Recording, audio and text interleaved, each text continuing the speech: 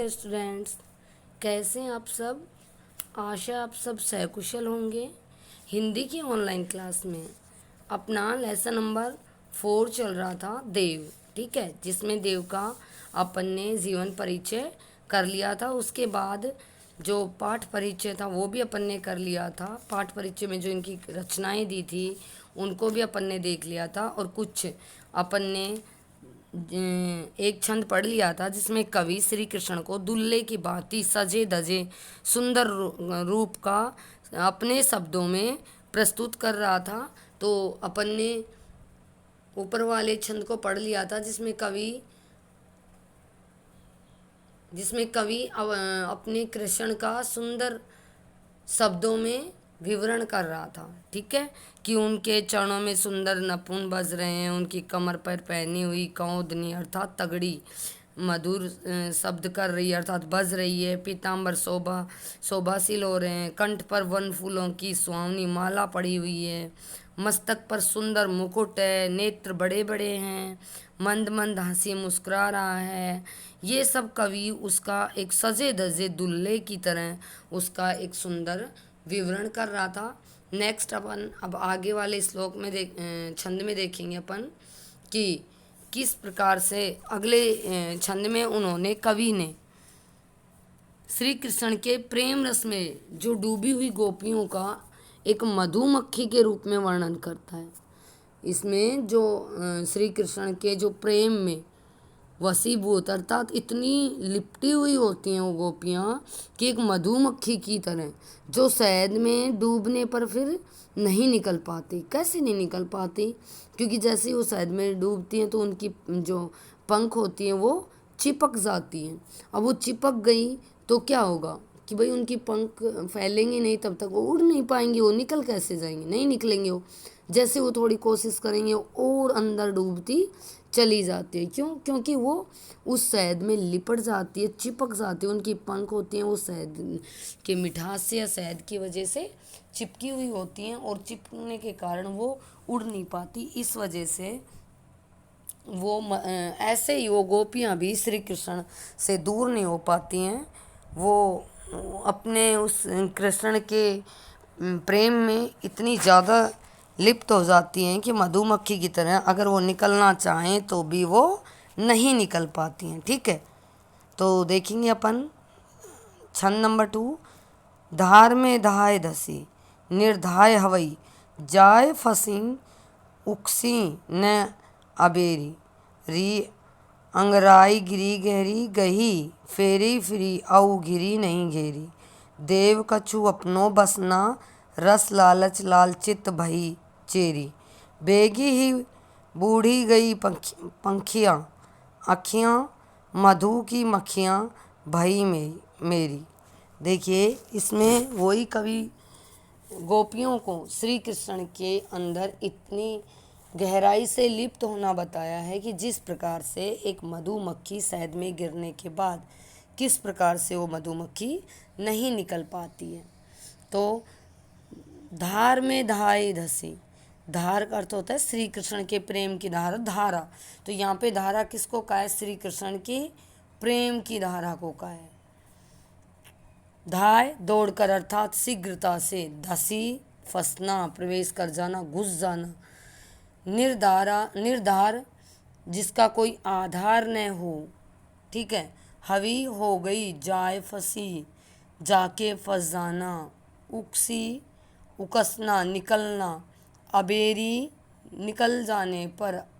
अर्थात अब हम इसका हिंदी अनुवाद करेंगे कि गोपियाँ कह रही हैं, गोपियाँ या नायिका कह रही हैं कि उनकी आँखें बिना सोचे समझे, कि उनकी जो वो या गोपियाँ बिना सोचे समझे प्रिय कृष्ण के प्रेम रस की धारा में शीघ्रता से प्रवेश कर गई। धाय में धाय फंसी निर्धाय हवई, कि उनकी जो प्रेम की धारा थी उसमें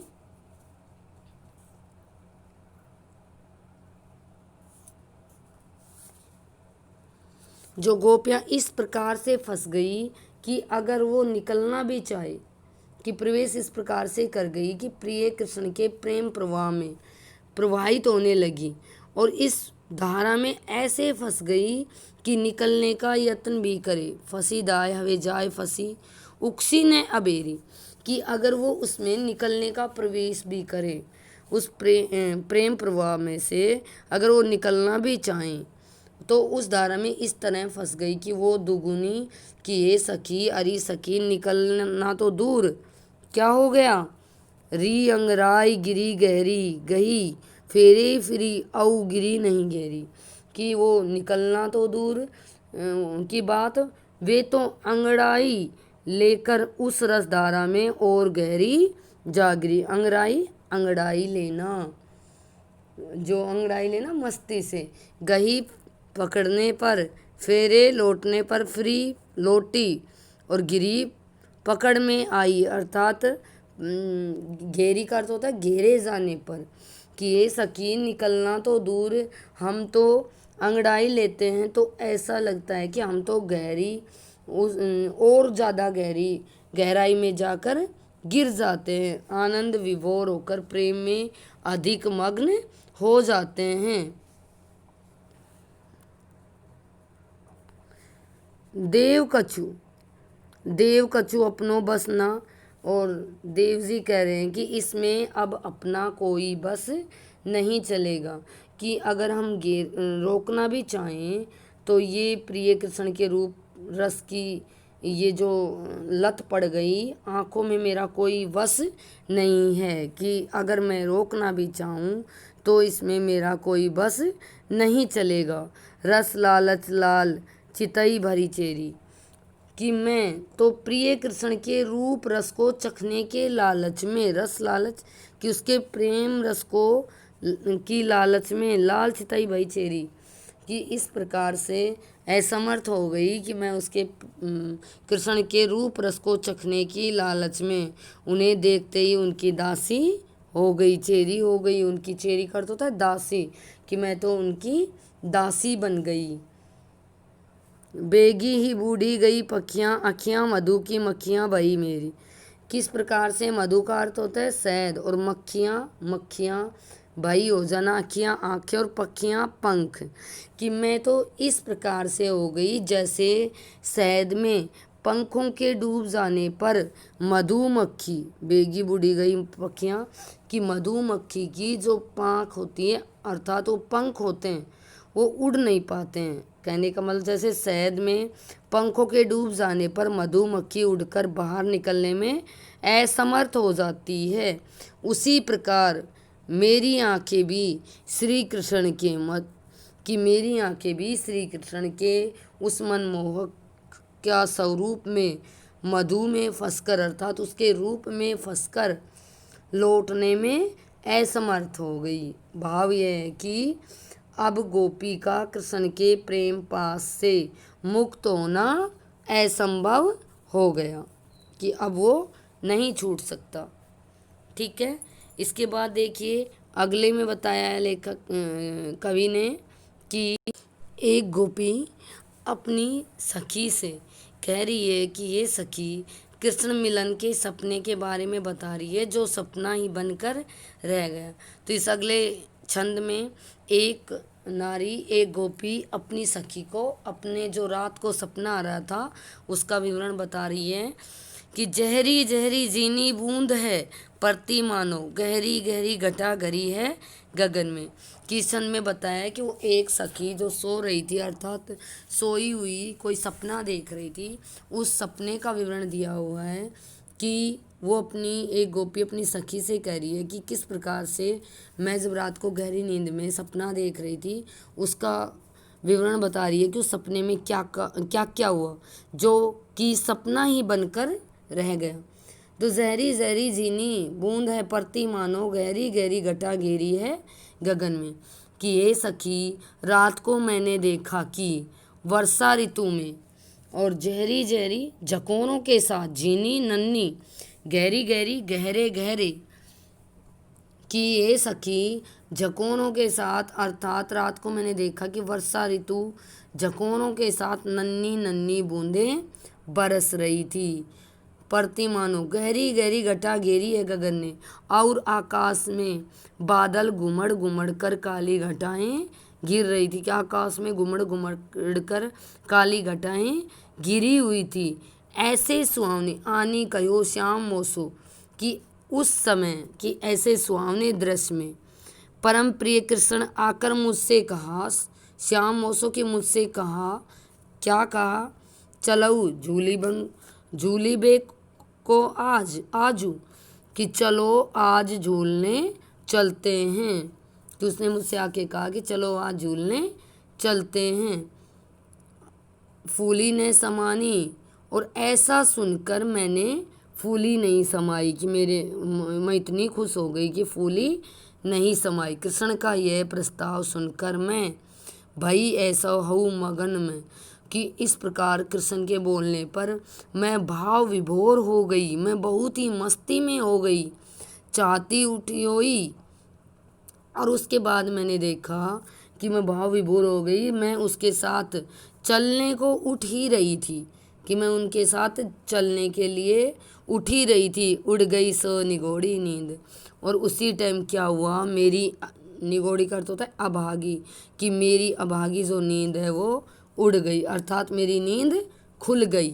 खुलने पे क्या हुआ, सोई गई भाग मर मर जागी व जगन में, कि मेरे भाग सो गए, अर्थात भाग्य को ही सुला दिया।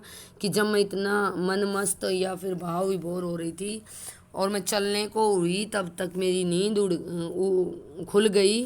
तो उस जाग आने पर मैं जो जैसे मेरे भाग्य को ही सुला दिया।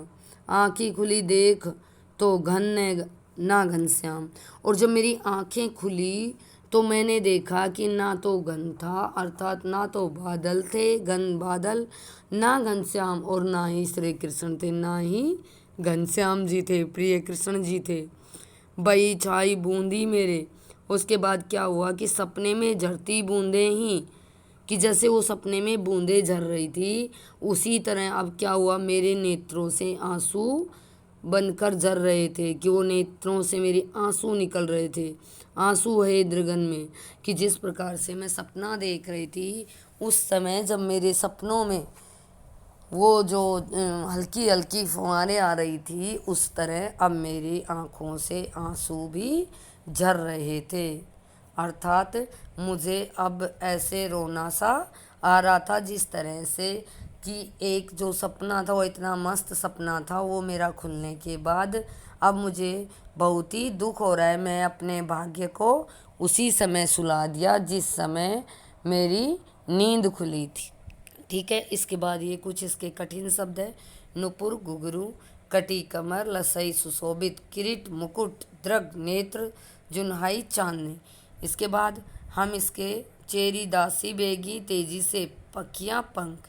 इसके बाद हम इसके क्वेश्चन आंसर भी देखते हैं, और आपको क्वेश्चन आंसर अपनी सफ नोटबुक में करके लाना है। वस्तुनिष्ठ, अति लघुत्रात्मक और लघुत्रात्मक, निबंधात्मक को छोड़ देना। वस्तुनिष्ठ, अति लघु, लघु, मतलब नंबर 1 से लेकर 8 तक। ठीक है, मैं अभी सॉल्व कर दूंगी, आप सुन के वीडियो को रोक के और वीडियो की हेल्प लेके भी कर सकते हैं। ठीक है। कवि देव का जन्म स्थान था इटावा। गहरी गहरी घटा में कौन सा शब्दालंकार है, अनुप्रास। ठीक है, तो ये निबंधात्मक जैसे ही अपनी क्लास शुरू होंगे तब इन पे बात कर लेंगे कि इसके कृष्ण के सौंदर्य का वर्णन हुआ है इसमें, और इसमें काव्यगत जो भी विशेषता है उसके लिए पूछा है, और ये जो मैंने श्लोक करवा दिए उनकी सप्रसंग व्याख्या है। तो इन सबको आप छोड़ देना, और जो ये क्वेश्चन नंबर 1 से लेकर 8 ये आप होमवर्क में करेंगे। क्वेश्चन नंबर 3, श्री व्रज दुल्हे की संज्ञा किसे प्रदान की है। तो आप ऐसे मेरी वीडियो की हेल्प लेके भी कर सकते हैं आप अपना होमवर्क। ठीक है, तो श्री व्रज दुल्हे की संज्ञा किसे प्रदान की है, तो यह संज्ञा सुंदर वस्त्राभूषणों से सजे श्री कृष्ण को प्रदान की है। रस की लालची और दासी कौन हो गई है, गोपी की कृष्ण प्रेम में डूबी आँखें रूप रस की लालची और उनकी दासी जैसी हो गई हैं।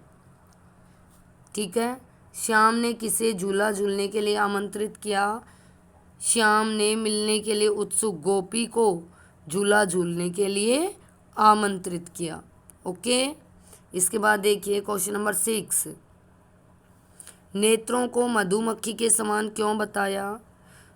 मधुमक्खी को जिस प्रकार से मैंने जब छंद पढ़ाया तब भी बताया था कि मधुमक्खी को जैसे मधु से बड़ा प्रेम होता है, उस मधु में यदि वह फंस जाए तो फिर निकल नहीं पाती।